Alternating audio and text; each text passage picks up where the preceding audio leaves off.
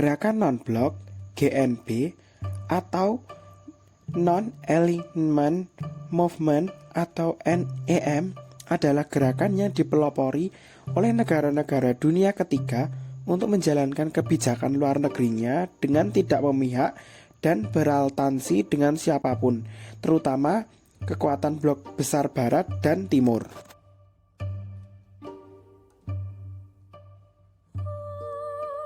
Tujuannya sebagai salah satu cara untuk mengurangi ketegangan antara dua blok yang terlibat dalam sebuah perselisihan.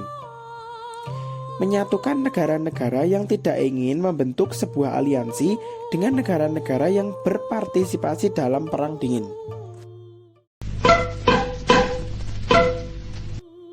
Blok-blok yang sewaktu-waktu bisa memanas dan menjadi masalah dalam kehidupan internasional, negara yang baru merdeka di wilayah Asia Afrika melakukan diskusi melalui KAA atau Konferensi Asia Afrika.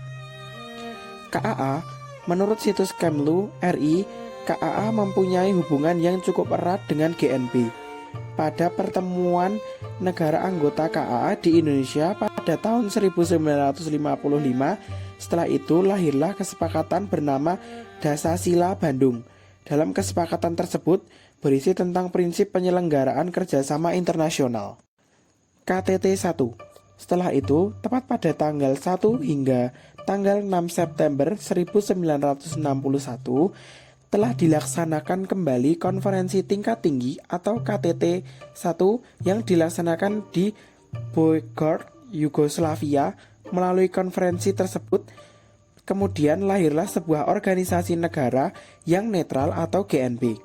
Oleh sebab itu, GNB akhirnya ditetapkan secara resmi pada tanggal 1 September 1961. Anggota GNB: Kolombia, Venezuela, Afrika Selatan, Iran, Malaysia, Republik Rakyat Tiongkok, Yugoslavia, India, Mesir, Indonesia, Pakistan, Kuba, Kolombia.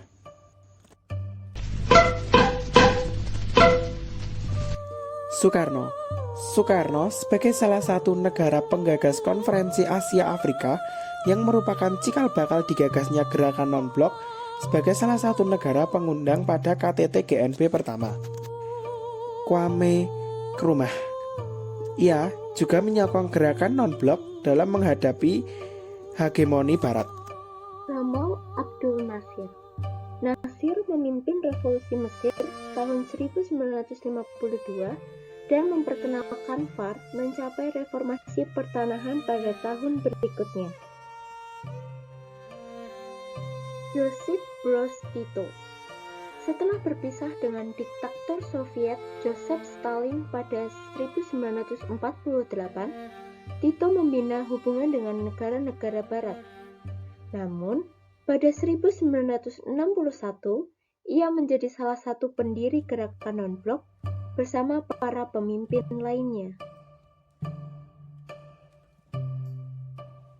Jawaharlal Nehru dikenal sebagai sosok yang menggagas berdirinya gerakan non-blok atau non-alignment. Dalam membangun gerakan non-blok, ia memiliki 5 pilar yang menjadi prinsip dasar. Tidak saling melakukan agresi antar negara, tidak saling mencampuri urusan dalam negeri atau antar negara.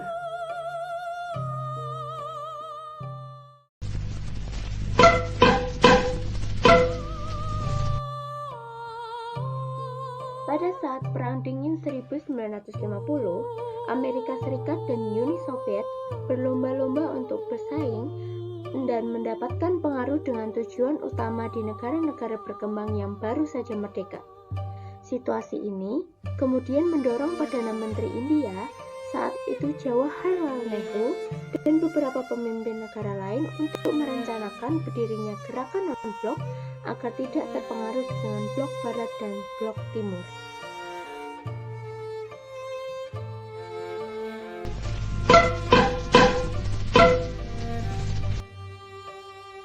Indonesia merupakan salah satu negara pendiri GNB dan merupakan merupakan tuan rumah pelaksanaan Konferensi Asia Afrika pada tahun 1955 yang melahirkan Dasasila Bandung sebagai prinsip dasar dan cikal bakal pembentukan GNB pada tahun 1961.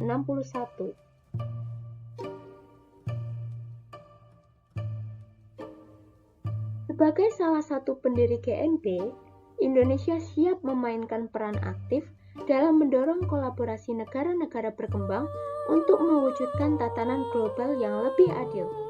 Indonesia, yang juga dalam kapasitas sebagai ketua ASEAN, telah menyampaikan pernyataan bersama bahwa ASEAN mendorong GNB untuk terus mengedepankan Dasasila Bandung serta dialog dan kerjasama internasional untuk menghadapi berbagai tantangan global.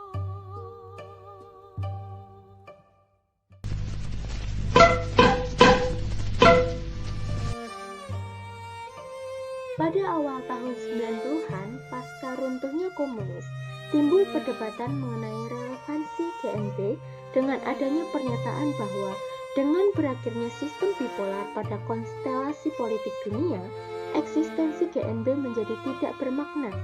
Namun, sebagian besar negara mengusulkan agar GNB memfokuskan energinya untuk menghadapi tantangan-tantangan baru pasca Perang Dingin, seperti pelucutan senjata, pembangunan ekonomi di negara-negara berkembang, pengentasan kemiskinan, dan pembentukan tatanan dunia yang lebih adil bagi negara-negara berkembang.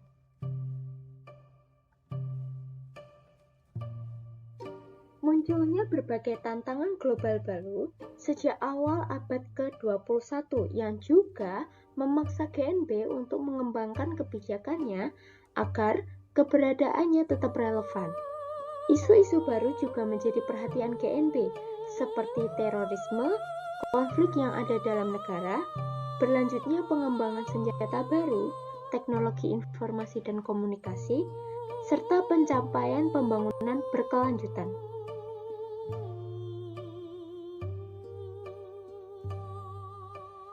Lalu yang terakhir, Indonesia selalu mendorong penguatan peran GNB dalam perdamaian dan keamanan internasional, penanganan isu-isu dan ancaman keamanan global baru, serta pencapaian tujuan-tujuan pembangunan berkelanjutan.